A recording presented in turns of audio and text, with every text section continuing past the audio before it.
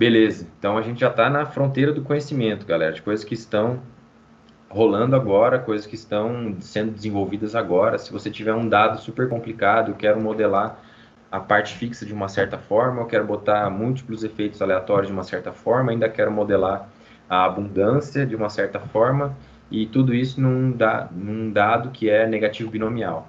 Você provavelmente não vai conseguir chegar nesse nível de complexidade. Ou você vai ter que partir pros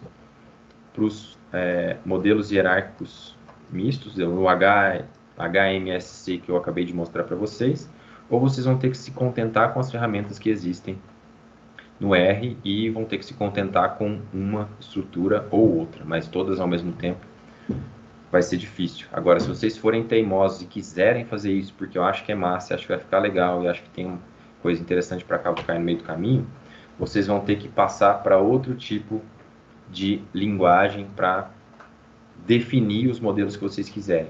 Óbvio, eu tenho uma estrutura de dado que tem uma série de complicações e eu quero flexibilizar todas elas. Massa, vai lá. Mas você vai ter que desenvolver o modelo que você quer.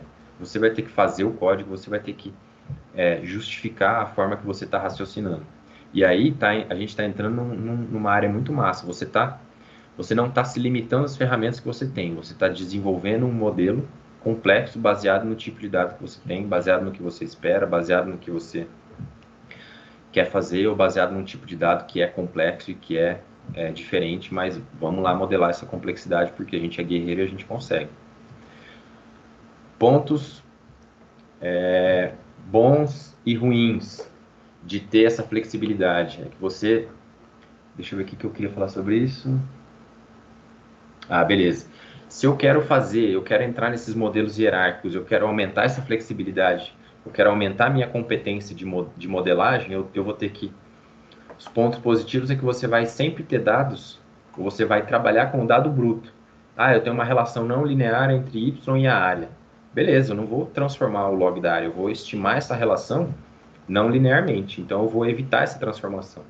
Ou eu tenho dado de y, que é um dado discreto, é um dado de abundância, é um dado de riqueza de espécie. Em vez de trabalhar com o log da riqueza de espécie, eu vou trabalhar com a riqueza de espécie. Mas se eu quiser, eu posso transformar esses dados e fazer de uma forma mais simples. A parte negativa é que você vai precisar conhecer bem a estrutura, tanto fixa e aleatória do teu modelo, para conseguir fazer esses modelos hierárquicos e aumentar a complexidade do jeito que você quer. A parte boa é que essas análises são todas paramétricas. Quando a gente diz que essas análises são paramétricas, a gente está dizendo que os parâmetros seguem uma distribuição.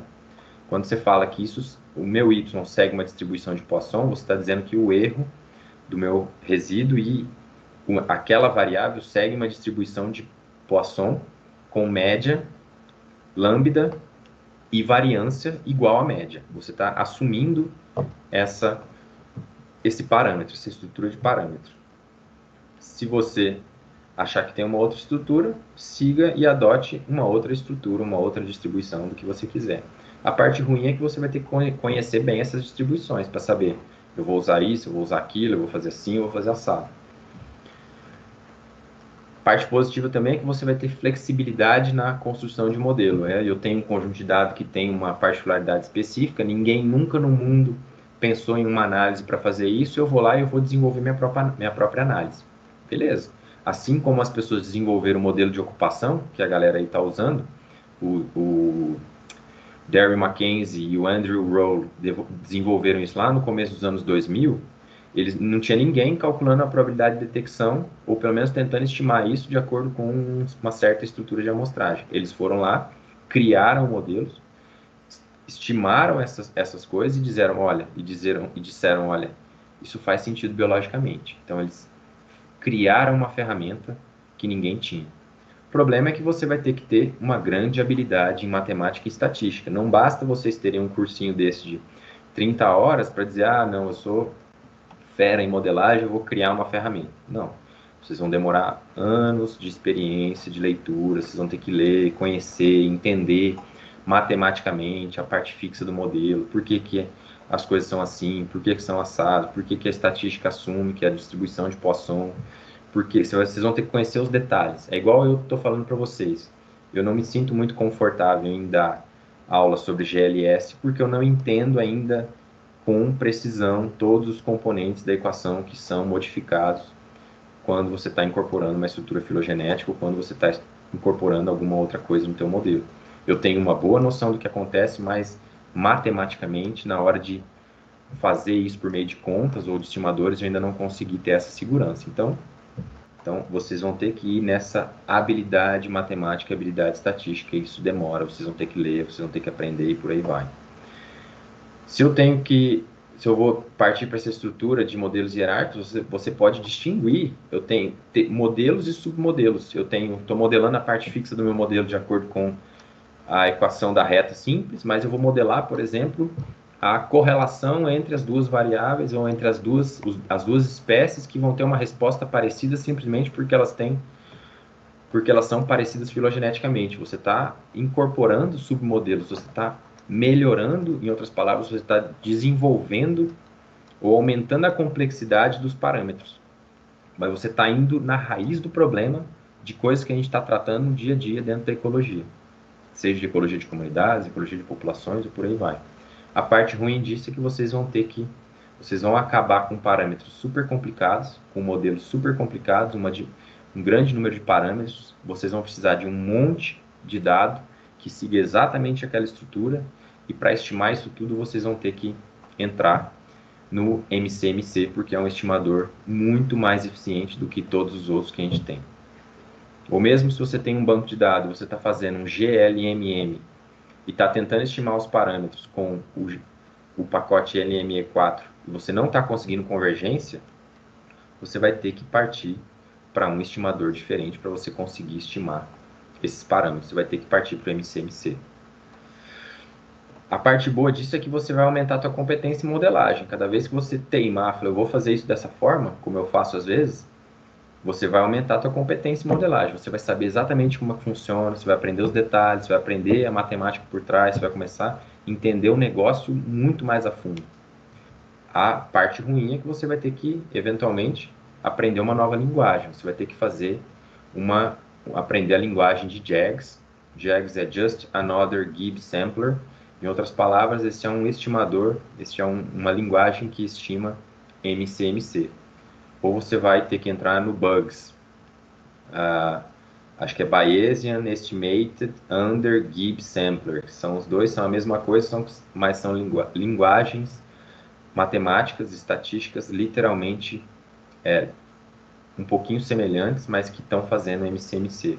Ou vocês vão ter que partir para o STEM, que é uma outra linguagem que faz exatamente o que esses dois estão fazendo, é um estimador de parâmetros, é uma linguagem que implementa MCMC, mas essa é muito mais eficiente, muito mais rápida do que esses dois. E assim por diante. Então vocês vão ter que aprender isso para poder lidar com esses modelos complicados.